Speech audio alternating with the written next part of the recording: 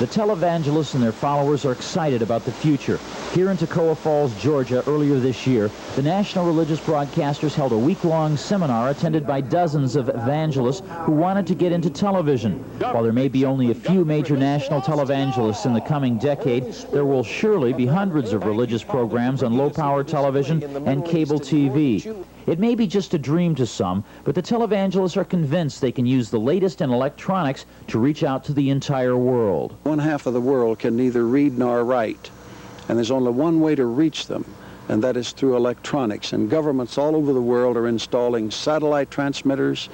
Back in Brazil, I'm on 1,700 satellite transmitters in one nation, up the Amazon. Back in the Andes Mountains that never was communicated with, and the governments out in Africa and Asia the same way.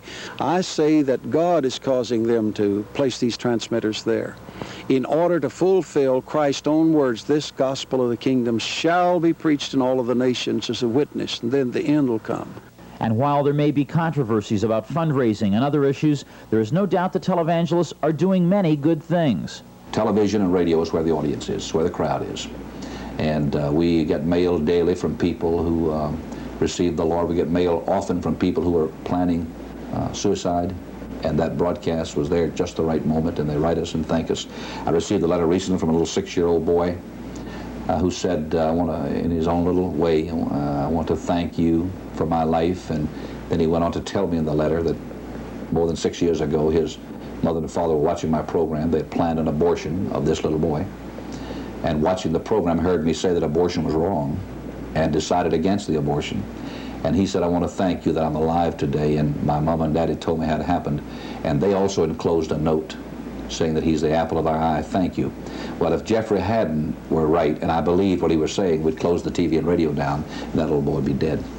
And the future may see them take their message of salvation to America in ways that are new, different, and capable of reaching people who would never watch one of their regular programs. I'm going to be putting 60-second spots on during the news that have a gospel message. I believe we can get as much gospel out as some of the beer companies get their beer out.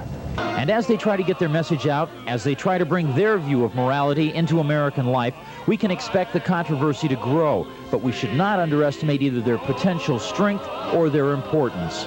250,000 people marched on Washington in April of '80. The press thought it was a failure because their slogan was "Be one in a million." They only got a quarter of that many, but few people bothered to notice that 250,000 was the third, possibly the second largest crowd that ever gathered on the mall. And once they get their act together, once they develop a solid core of political followers, they can probably bring 1 million people to America, and then somebody will pay attention. So in the long run, I think that their potential as a political force in American culture is as important as any other group in our society today. Jim Clancy, Cable News Network.